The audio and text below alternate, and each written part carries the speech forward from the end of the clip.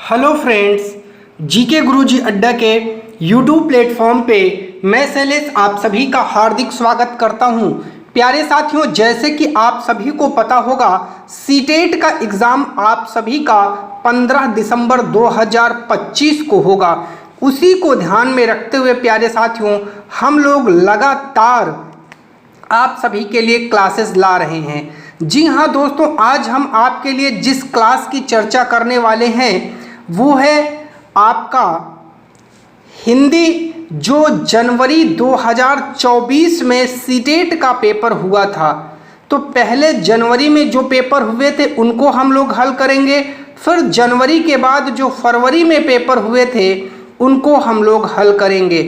ठीक है दोस्तों, अगर आप लोग चैनल पर नए हैं तो सबसे पहला काम आप लोग चैनल को सब्सक्राइब कर लीजिए, वीडियो को लाइक करिए और अपने भाई बहन दोस्त तक ज़रूर शेयर करिएगा।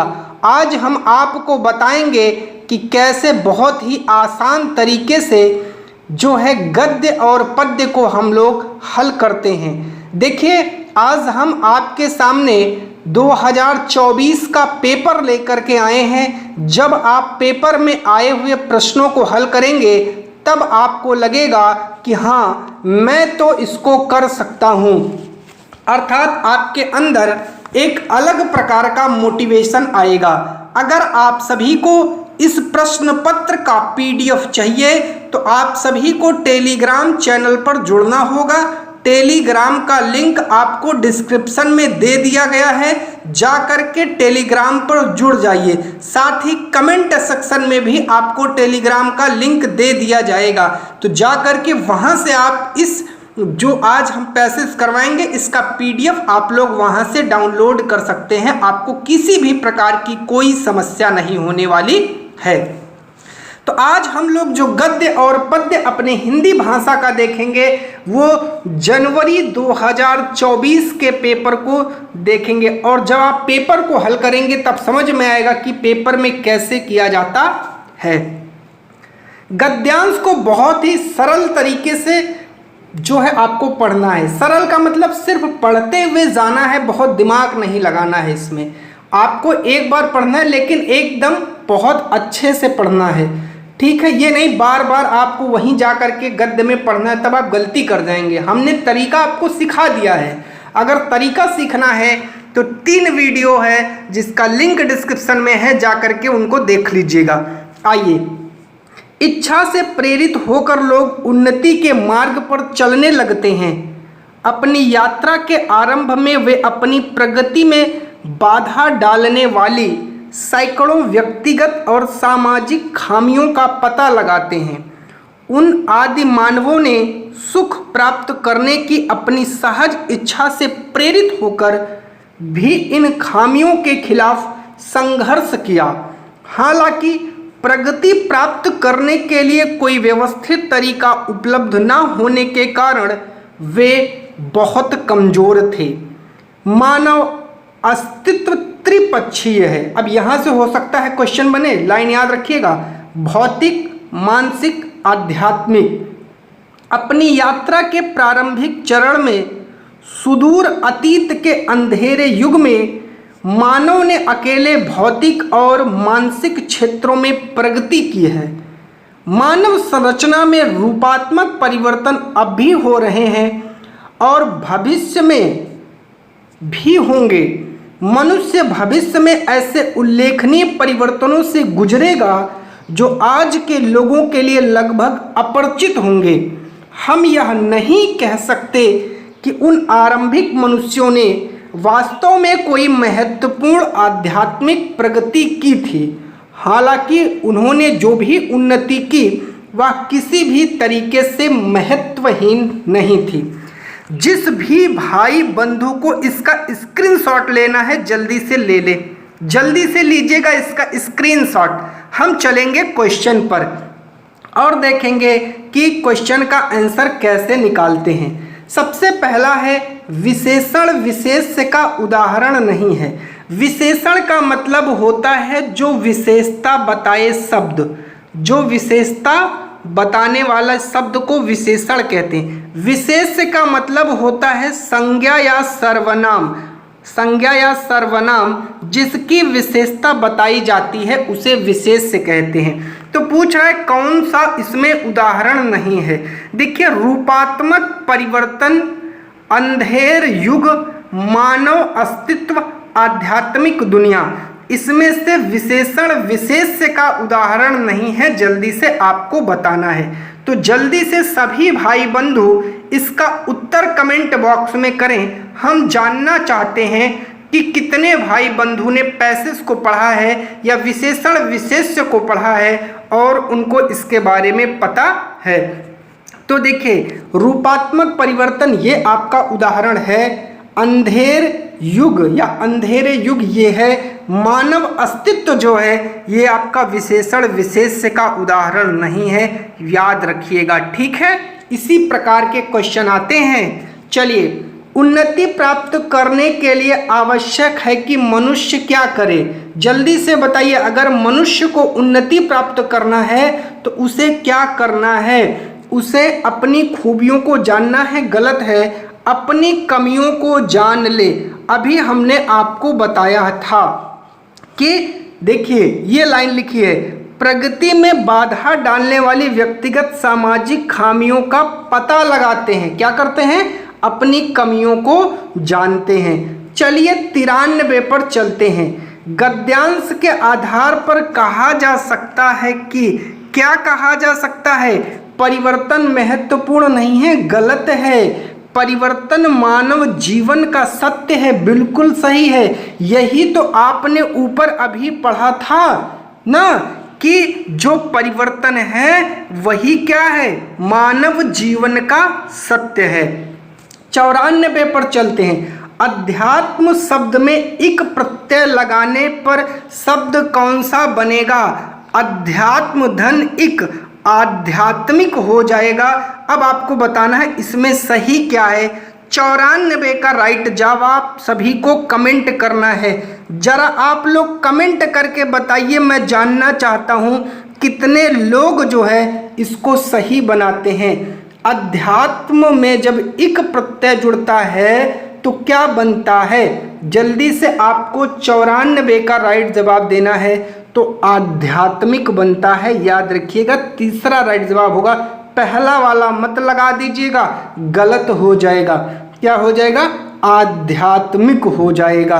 अब ये देखिएगा लिखा कौन सा सही है, क्योंकि जब आपको चीजें सही लिखना आएगा तभी आप जो है उत्तर लगा पाएंगे।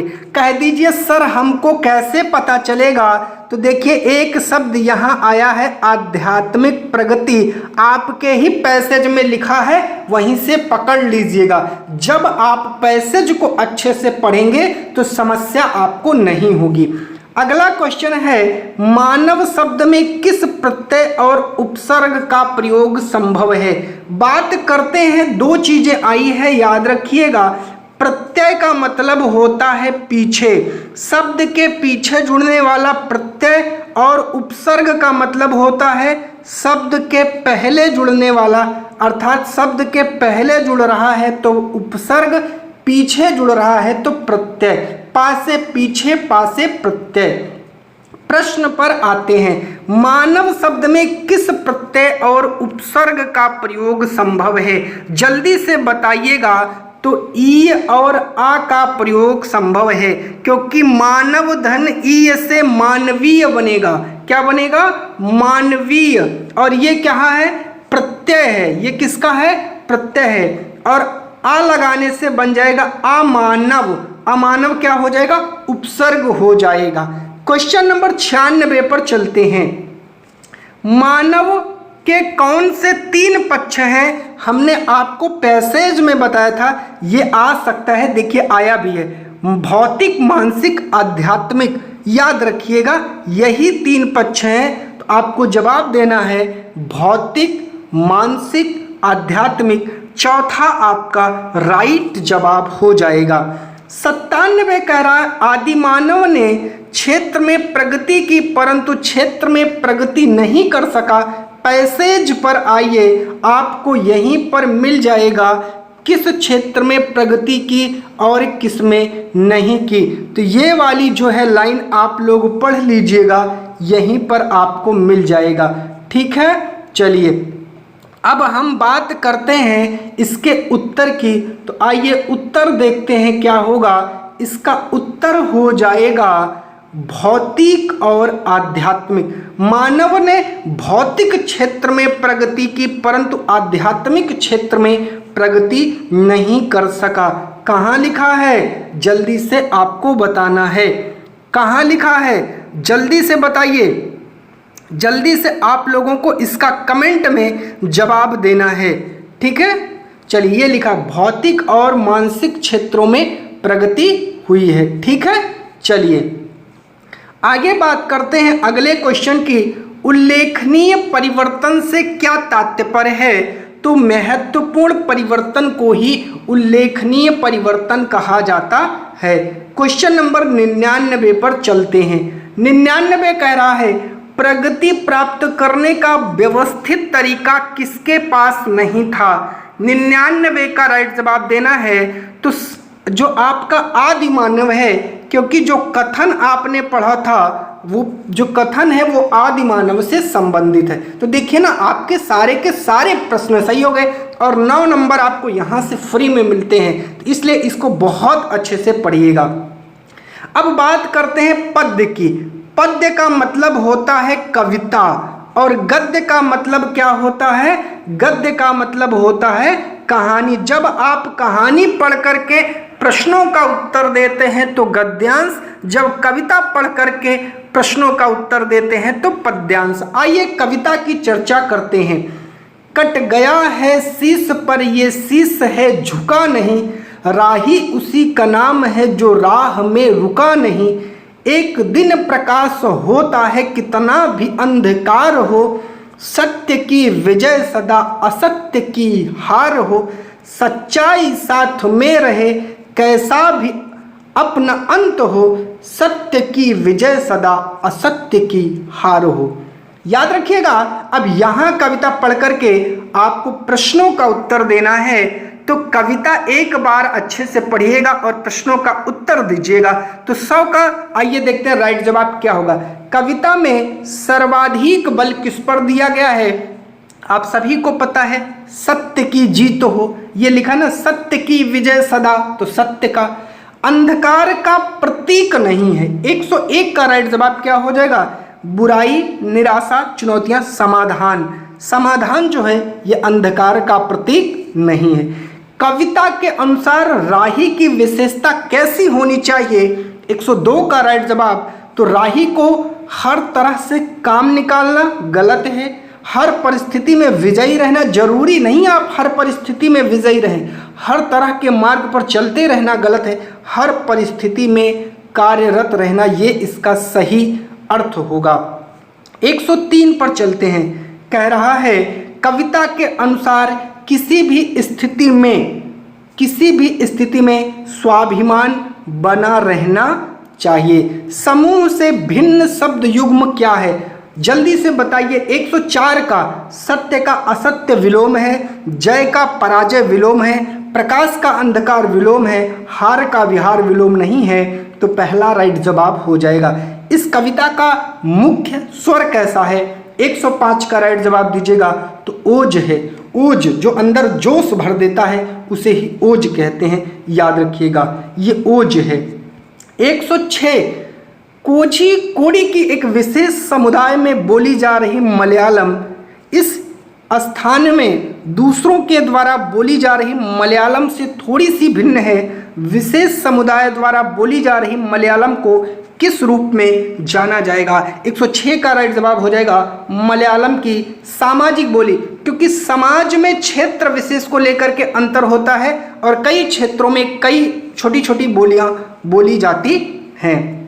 107 कह रहा है नीचे दिया गया अधिगम कार्य शिक्षार्थियों को भिन्न भिन्न समूहों में करने के लिए दिया गया है। पता लगाएं कि शब्द संपदा के अधिगम की इस गतिविधि को किस रूप में जाना जाएगा। निम्नलिखित शब्दों से संबंधित शब्द और वाक्यों का पता लगाइए। परिवार, संबंध, भावनाएं। 107 का राइट जवाब क्या हो जाएगा? ये थीम आधारित शब्दावलियां हैं, याद रखिएगा। ठीक है, चलिए हमने आपको जो है पूरा पेडागोजी हिंदी का करवा दिया है, जा करके वीडियो देख लीजिएगा। वह भाषा क्या है जिसका प्रयोग हम दिन प्रतिदिन के लिए आमने सामने की अंतः क्रिया के लिए करते हैं? तो 108 का राइट जवाब हो जाएगा बुनियादी अंतर्वैयक्तिक संप्रेषण कौशल।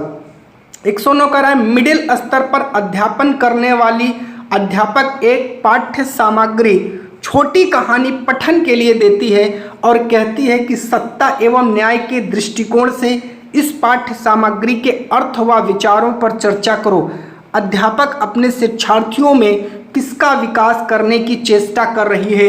109 का राइट जवाब हो जाएगा समालोचनात्मक साक्षरता कौशल। याद रखिएगा, ठीक है। सभी चीजें मैंने आपको बताया है, जाकर के पढ़िए वहां। व्याकरण के शिक्षण अधिगम में प्रक्रियात्मक ज्ञान है, क्या है? तो यह जानना कि व्याकरणिक प्रश्न तत्वों को कैसे किया जाए, पहला राइट जवाब हो जाएगा। 111 कह रहा है कक्षा 7 की अध्यापिका जोड़ियों में कार्य करवाने वाली गतिविधि करवा रही है, अर्थात जोड़े में जो बच्चे करते हैं, जिनमें सभी जोड़ियों को 10 वाक्यों की कहानी पर काम करने के लिए देती है। पहली जोड़ीदार पहला वाक्य पढ़ती है, दूसरी जोड़ीदार उस वाक्य को लिखती है। अब दूसरी जोड़ीदार दूसरा वाक्य पढ़ती है, पहली जोड़ीदार उस दूसरे वाक्य को लिखती है। इस तरह से दोनों जोड़ीदार कहानी पूरी करते हैं। बाद में वे मूल कहानी से अपने लिखे हुए की तुलना करते हैं। इस विधि को क्या कहेंगे? तो इस विधि को पारस्परिक श्रुतलेख कहा जाता है। एक बोलेगा, दूसरा सुनकर लिखेगा, दूसरा बोलेगा, पहला सुनकर लिखेगा। 112 कह रहा है निम्नलिखित में से कौन सा संकेत भाषा के बारे में सही नहीं है? तो 112 का राइट जवाब हो जाएगा संकेत भाषा के बहुत से प्रकार हैं, ठीक है। संकेत भाषा प्राकृतिक भाषा है, ठीक है। संकेत भाषा की व्याकरण नहीं, गलत है भैया, होती है, यही राइट जवाब हो जाएगा। हम इशारों में समझाते हैं संकेत भाषा का मतलब।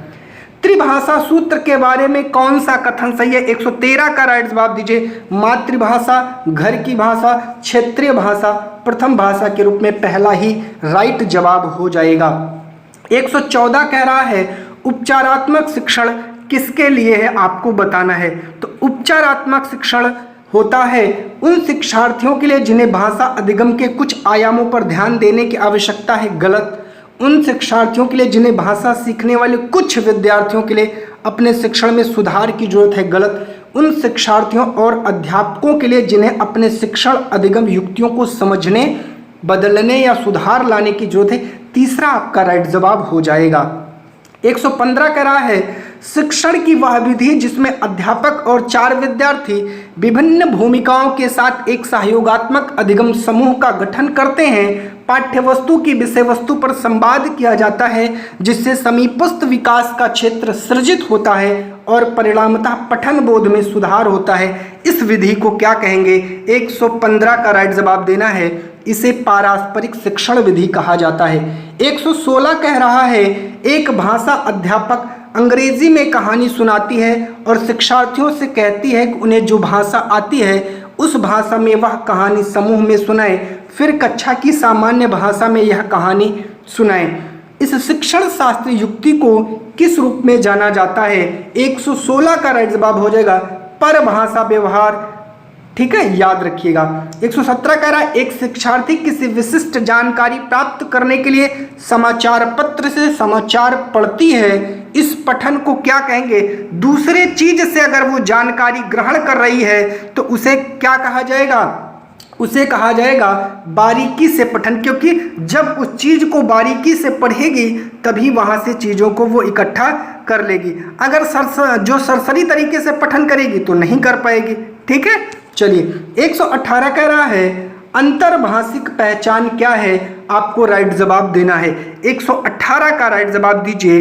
तो शिक्षार्थी के निर्णय कुछ सहजात भाषा में और कुछ लक्ष्य भाषा में समान होते हैं, बिल्कुल पहला राइट जवाब हो जाएगा।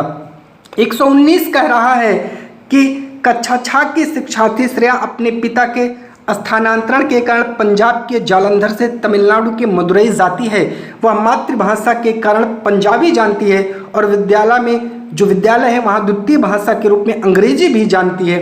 उसने अपने पड़ोसियों की मदद से तमिल बोलना और पढ़ना सीख लिया। इसके द्वारा जानी गई भाषा के संदर्भ में कौन सा कथन सही है? 119 का राइट जवाब। देखिए, तो जो पंजाबी और तमिल भाषा है वो अर्जन है, अंग्रेजी भाषा अधिगम के अंतर्गत आएगी। याद रखिएगा, 119 का पहला राइट जवाब हो जाएगा। 120 पर चलते हैं। 120 क्या कह रहा, आइए देखते हैं। निम्नलिखित में से कौन सा विस्तृत पठन का उद्देश्य नहीं है? तो 120 का राइट जवाब हो जाएगा व्याकरण अधिगम के लिए पठन। ये आपका राइट जवाब हो जाएगा। हमने पूरा हिंदी जनवरी 2024 का पेपर कर लिया है। जी हाँ दोस्तों, इस पेपर को करिए, इसका PDF टेलीग्राम चैनल पर मिल जाएगा फ्री ऑफ कास्ट। सभी पेपर आपको टेलीग्राम पर मिलेंगे। कोई समस्या हो, कोई परेशानी हो, वीडियो के नीचे कमेंट करिए, आपको उसका सुझाव अवश्य दिया जाएगा। हर प्रकार की समस्या का समाधान आपका किया जाएगा।